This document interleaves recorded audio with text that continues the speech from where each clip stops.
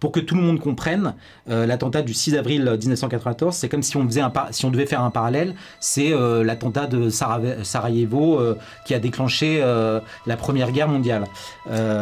Comment vous expliquez que 27 ans après les faits, on ne connaisse toujours pas la vérité, et comment vous l'expliquez?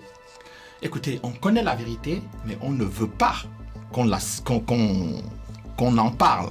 On ne voudrait pas que les gens aient accès à cette vérité-là. Et pourquoi? Parce que, comme vous le dites très bien, c'est l'événement qui a tout déclenché. Il y a eu énormément d'enquêtes. J'ai recensé environ 5 enquêtes internationales qui ont été faites sur cette affaire-là. Au bout de 27 ans, on ne peut pas nous dire qu'on ne sait pas. On ne peut pas nous dire que le 6 avril à Kigali, ceux qui ont abattu l'avion, parce qu'il faut rappeler pour vos téléspectateurs que l'aéroport de Kigali était sous la responsabilité des casques bleus des Nations Unies. Donc, les casques bleus des Nations Unies ont vu au moins quelque chose. Le colonel Luc Marshall, qui a préfacé mon livre sur l'opération turquoise, il était en charge de la sécurité de la ville de Kigali, et donc c'est lui qui contrôlait et les armes du FPR et les armes du côté Hutu.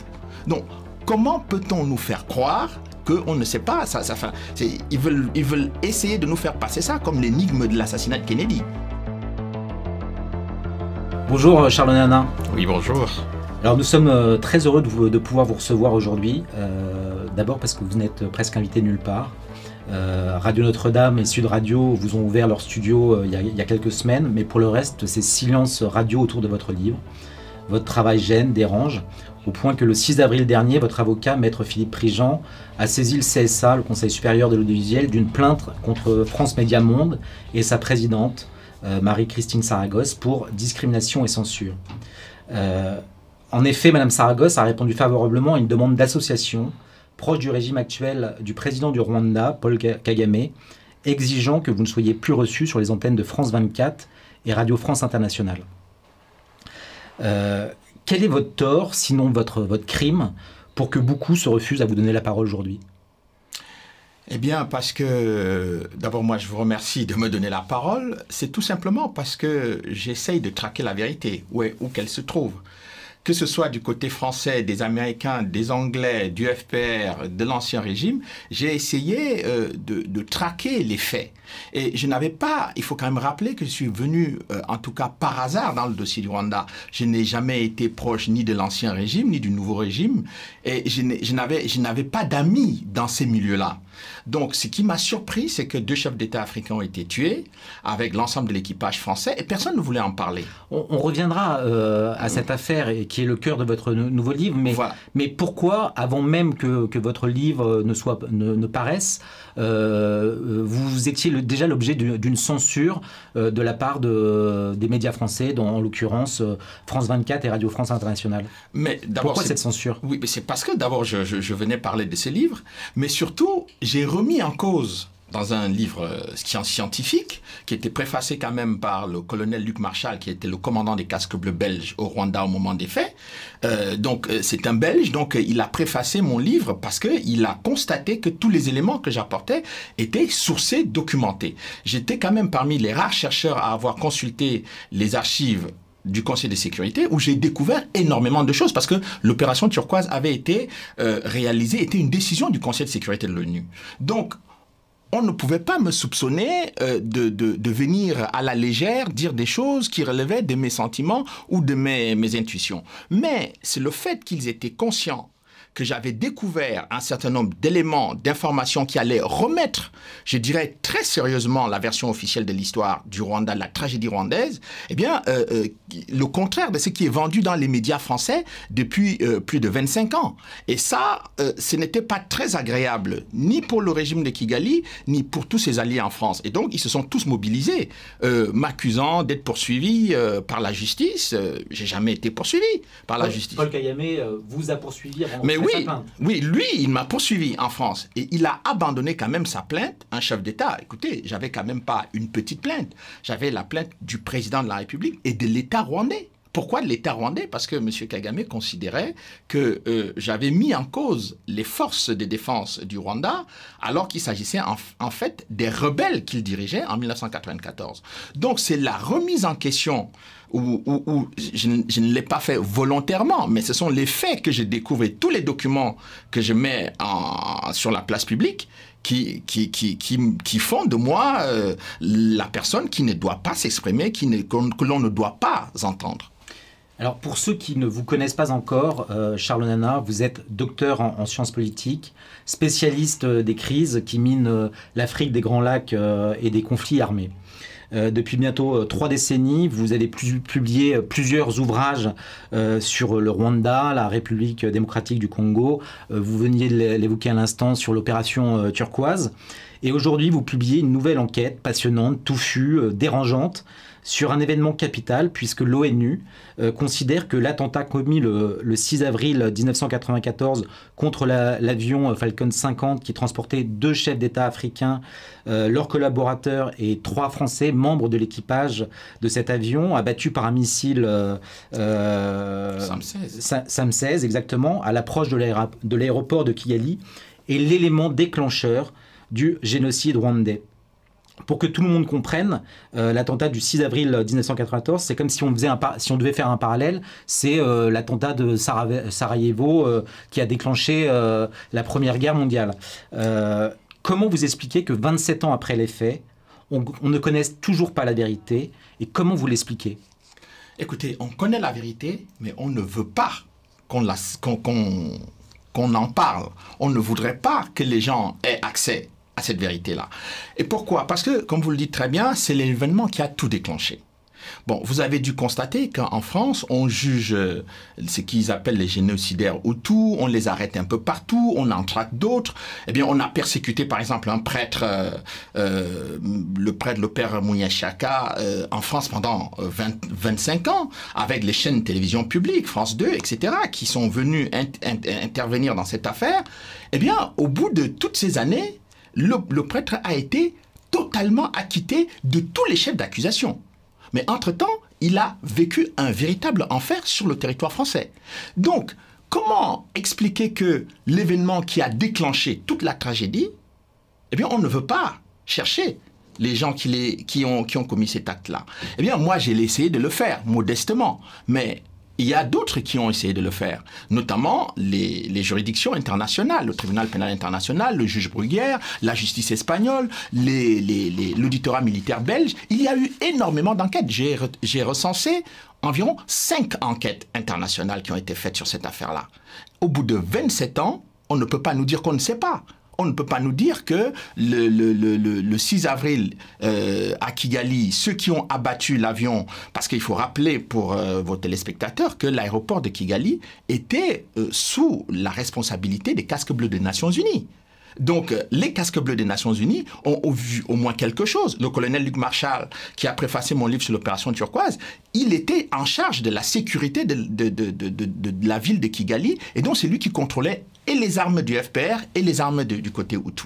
Donc, comment peut-on nous faire croire qu'on ne sait pas ils veulent essayer de nous faire passer ça comme l'énigme de l'assassinat de Kennedy. Ce n'est pas possible. Il y a une première interrogation, c'est comment vous expliquez que le tribunal international, dont le mandat était d'enquêter sur tous les crimes commis entre le 1er janvier 1994 et le 31 décembre 1994, a tout fait pour se déresponsabiliser et ne pas se saisir du dossier, alors que cet attentat commis en avril aurait dû faire partie de son mandat. Alors, ce qui s'est passé, c'est qu'il a été demandé à ce tribunal de poursuivre les auteurs du génocide. C'est ça, c'est que tout le monde est parti, bille en tête, avec l'idée qu'il fallait poursuivre les génocidaires. Bon, ce qui n'est pas une mauvaise chose en soi. Sauf que le tribunal, dans le mandat, dit tous les actes qui relèvent de la violation des droits de l'homme et donc des crimes contre l'humanité, des crimes de guerre qui sont commis au cours de toute cette période, et y compris dans les pays voisins, doivent faire l'objet de poursuites. Et j'ai rencontré le procureur Carla Del Ponte à La Haye en 2005, qui m'a dit dans son bureau, devant son assistante, que Paul Kagame lui avait dit qu'elle n'était pas venue au tribunal pénal international pour le Rwanda pour poursuivre les rebelles Tutsis du FPR qui ont eux aussi commis des crimes contre l'humanité. Voilà le cœur du problème.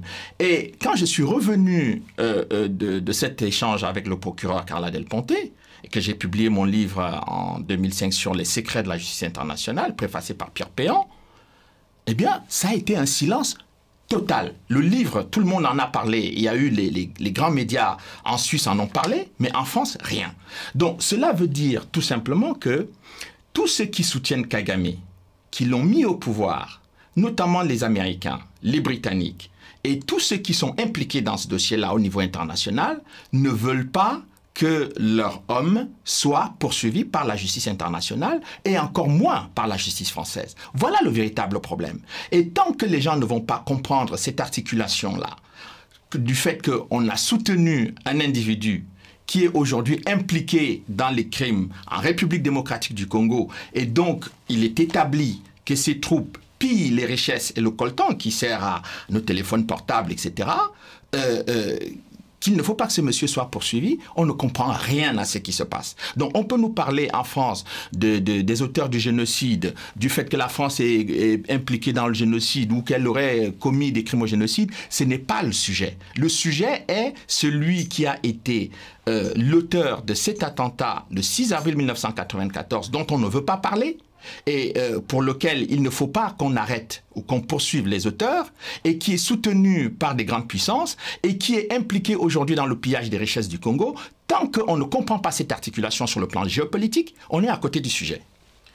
Il y a quelques jours, Nicolas Sarkozy, dans une grande interview au Point, parlait de l'aveuglement français, se félicitait d'avoir renoué des relations avec Paul Kagame. Il est dans l'erreur, il a tort. Comment vous réagissez aux propos de l'ancien chef de l'État dans le Point? Le problème du président Sarkozy, c'est que je ne sais pas quel est le Nicolas Sarkozy qui est crédible. Est-ce celui qui est le porte-parole du Premier ministre Balladur en 1994 qui dit que la France a été exemplaire dans son action au Rwanda pendant l'opération turquoise? Est-ce celui qui devient président de la République qui dit que la France a commis des fautes sans citer ces fautes-là? Moi, je ne sais pas quel est celui qui est crédible. Je ne sais pas celui qui dit la vérité, celui qui ment des deux Sarkozy. Je dirais encore autre chose. Le Premier ministre de l'époque, M. Édouard Balladur, tient tout à fait des propos contraires à ceux de M. Sarkozy. Donc, pour moi, il y a là une vraie question dans le débat qui est fait en France aujourd'hui, où on entend des dirigeants politiques français tenir des propos contradictoires sur les mêmes faits. Et ça, c'est extrêmement grave. Et pourquoi c'est grave? Parce que quand vous avez la responsabilité, comme ça a été le cas du président Sarkozy, des Français et de la France, vous ne pouvez pas vous comporter à la légère sur des dossiers qui mettent en cause les militaires français et dans lequel 6 citoyens français ont été tués. Il y a quand même 3 membres de l'équipage qui ont été tués et il y a 2 gendarmes français qui ont été tués. Le lendemain, 2 jours après l'attentat, et personne ne demande rien. J'ai constaté une chose. Juste après les mandats d'arrêt qu'avait lancé le juge Bruguière, contre les proches de Kagame, lorsque le président Sarkozy s'est rendu au Rwanda en 2010, il y avait derrière lui, ce sont les images de l'AFP, on peut retrouver, il y avait derrière lui le principal suspect de l'attentat contre les Français, M. James Kabarebe, qui était ministre de la Défense, qui a été chef d'état-major. Ce monsieur-là avait son nom dans les mandats d'arrêt du juge Bruguière et il était derrière le président Sarkozy. Alors ça, c'est quand même troublant. Et dans le même temps, on accusait la France d'avoir commis des crimes au Rwanda et le président Sarkozy a dit qu'il va poursuivre ces gens-là. Alors, vous voulez poursuivre les gens qui ont commis les crimes contre les Tutsis au Rwanda, c'est une bonne chose. Vous, en tant que Français, vous pouvez le faire. Mais ceux qui ont tué les Français, ils ne vous intéressent pas. Vous n'avez pas envie de vous en occuper. Vous avez dirigé la France, vous avez été le chef des armées. On insulte les militaires français tous les jours, mais je ne l'ai jamais entendu s'exprimer avec force et vigueur, comme il s'était exprimé au Rwanda en 2010, avec force et vigueur, en faveur des victimes rwandaises. J'ai du mal à penser que le président français est plus attaché aux Rwandais qu'aux Français. Charles Nana, vous avez évoqué notamment l'enquête du juge Bruguière et des 9 mandats qu'il avait émis.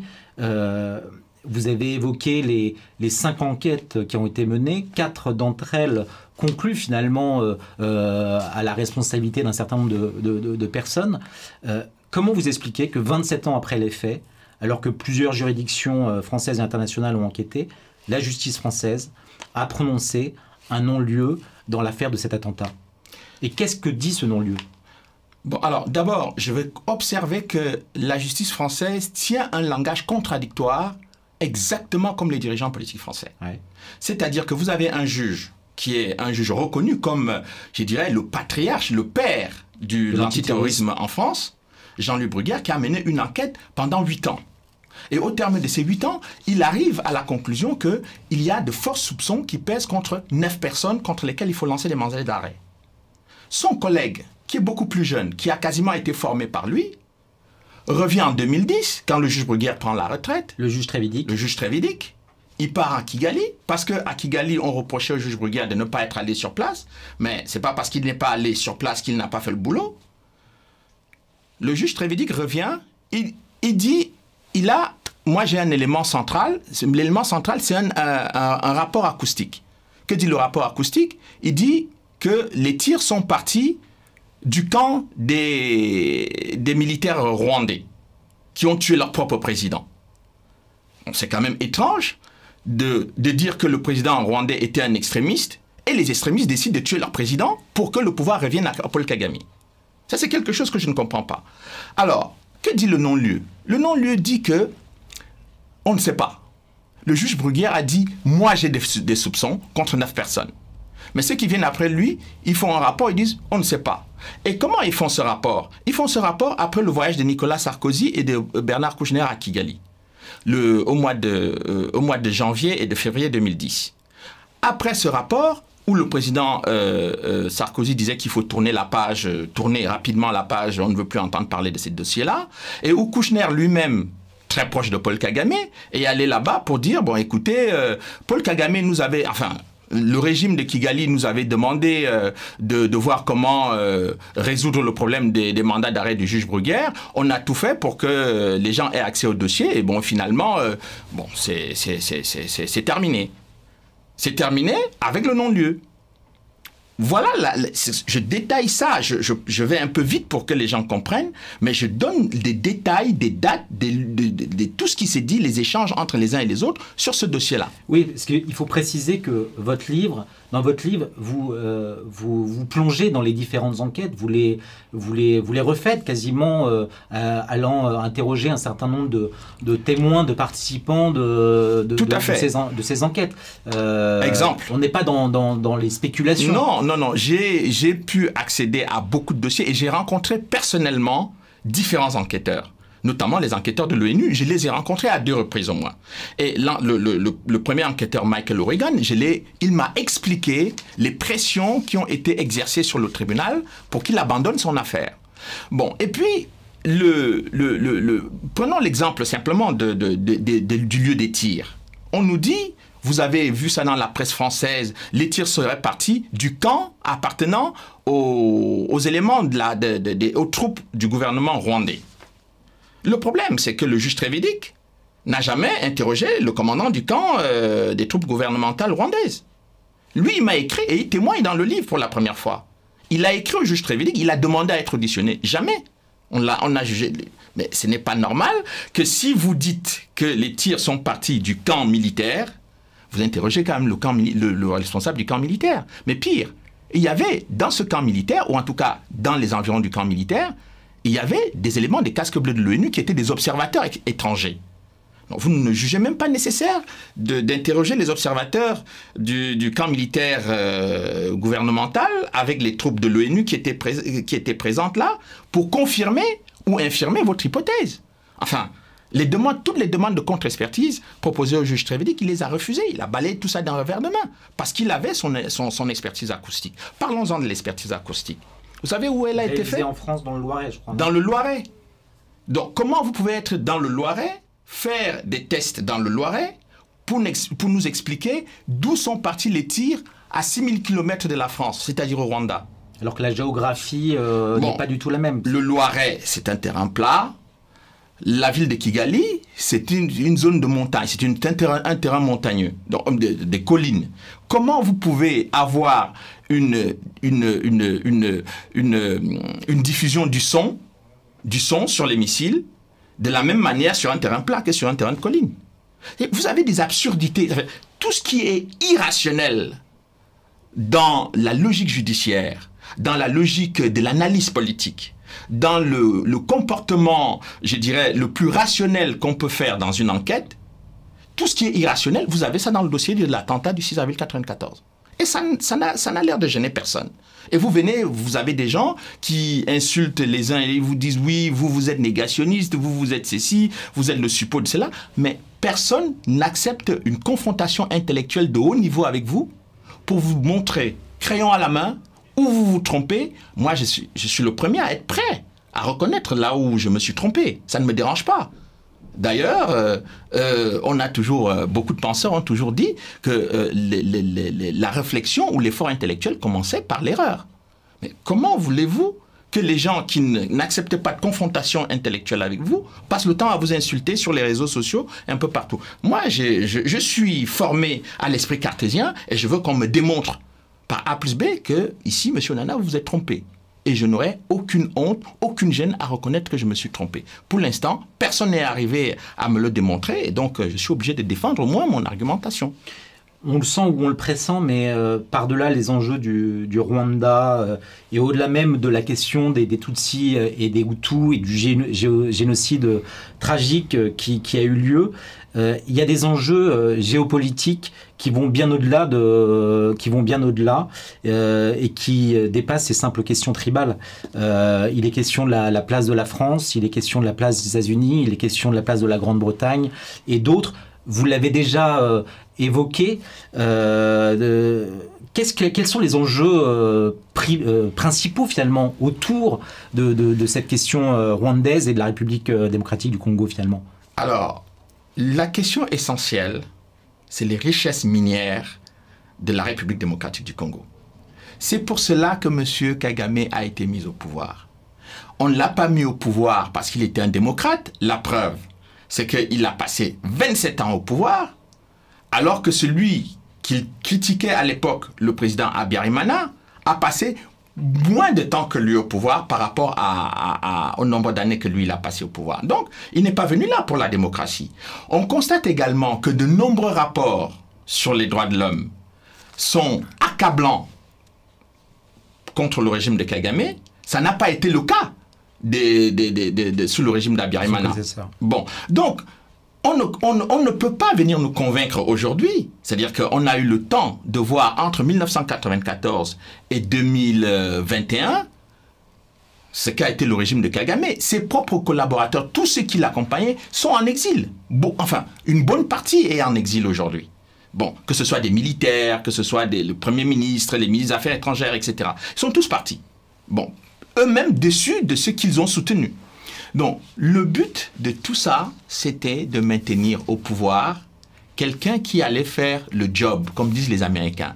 It's a bad guy, but it's our guy. C'est un vilain garçon, mais c'est notre garçon. Ce sont les anglo-saxons qui ont placé M. Kagame au pouvoir pour mettre la main sur tous les minerais qu'il y a à l'est du Congo.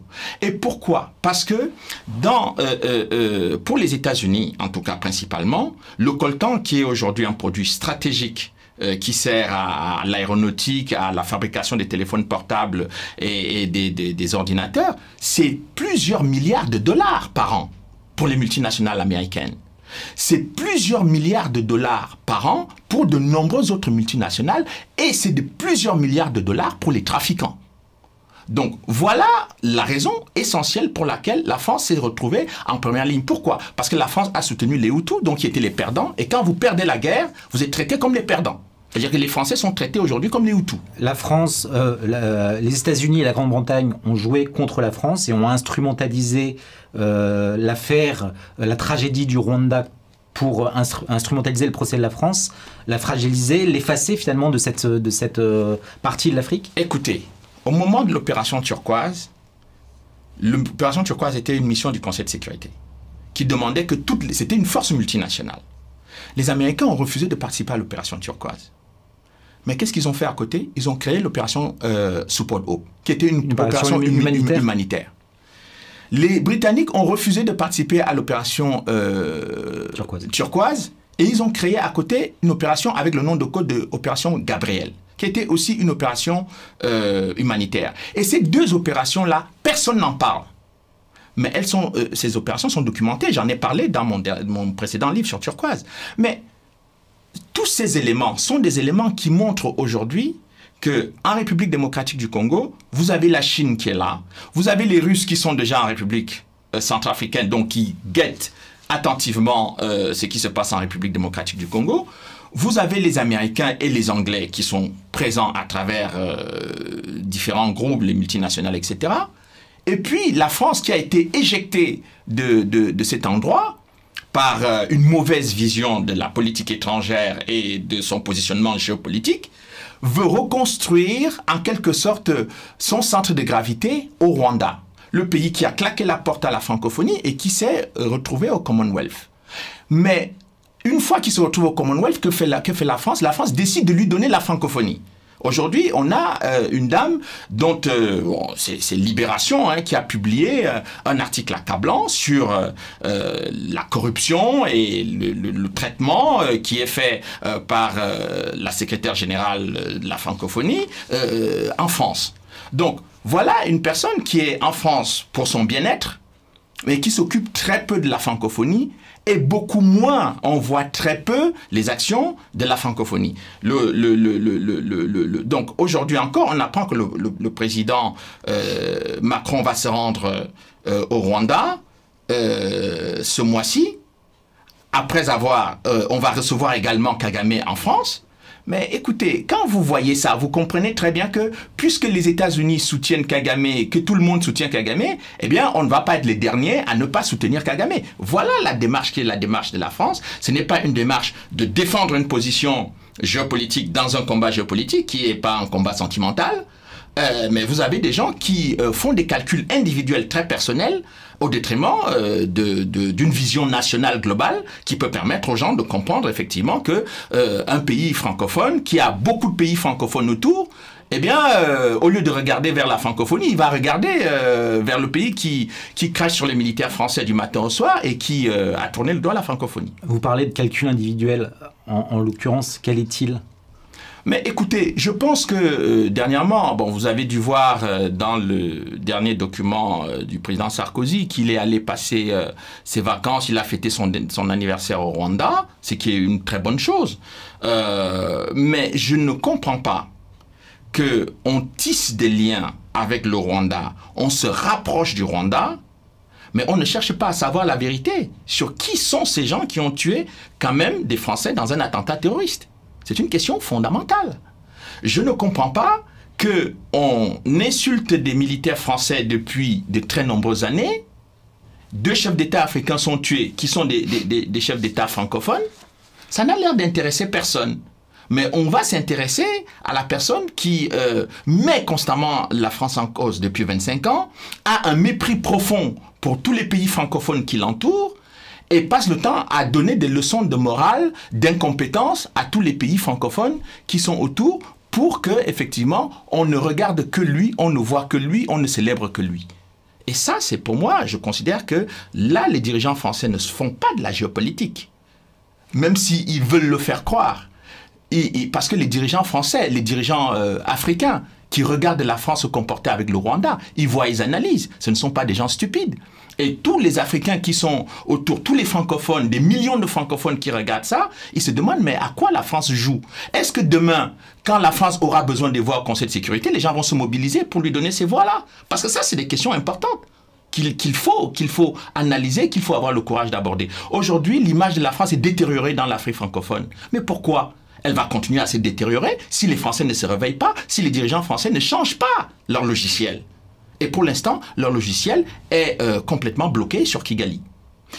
Pour en revenir encore à votre livre et au fond de l'affaire, cet attentat du 6 avril 1994, est-ce que vous diriez que les États-Unis ont de près ou de loin contrarié ou sont intervenus pour empêcher les enquêtes, que les enquêtes n'aillent jusqu'à leur terme?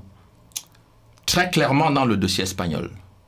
J'ai eu la chance d'enquêter sur le dossier espagnol, d'avoir des éléments du dossier. Des câbles diplomatiques américains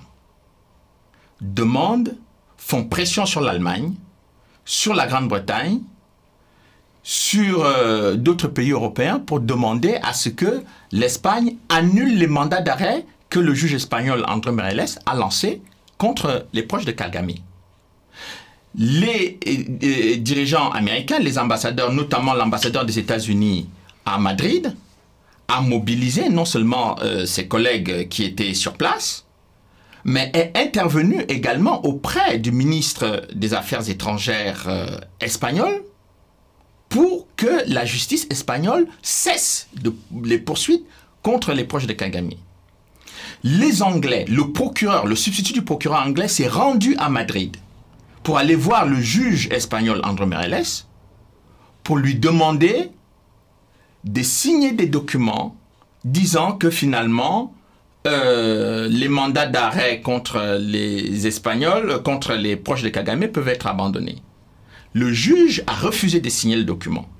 La personne qui était interpellée par la police britannique pour être extradé en Espagne en vue d'être poursuivi pour les crimes qu'il a commis au Rwanda, eh bien, a été libéré et le juge espagnol a appris cela par la presse. Voilà la façon dont les choses se passent dans ce dossier. Et tant que les gens ne veulent pas, et vous comprenez pourquoi on ne veut pas que je parle, et vous comprenez aussi pourquoi, parce que moi je ne dis pas, ce que je dis là, ce n'est pas mes opinions, c'est les documents auxquels j'ai pu accéder. Et ces documents, je les mets à la disposition du public. Et je suis prêt à être critiqué si ces documents sont erronés ou fallacieux. Mais pour l'instant, personne n'a réussi, et je sais que ceux qui sont mes détracteurs n'ont pas la capacité de pouvoir remettre ces éléments en question parce que ce n'est pas moi qui les ai fabriqués. Donc, évidemment, il reste une seule solution, c'est de m'empêcher de parler. Ben écoutez, nous sommes ravis d'avoir pu vous donner l'occasion de parler, de vous défendre, d'exposer votre argumentation. J'en reviens à votre livre que tout le monde peut se procurer, qui est documenté. Il y a des annexes très, très conséquentes avec tous les documents sur lesquels vous appuyez votre explication. Encore merci d'être venu et bon courage. Merci Charles. Merci à vous.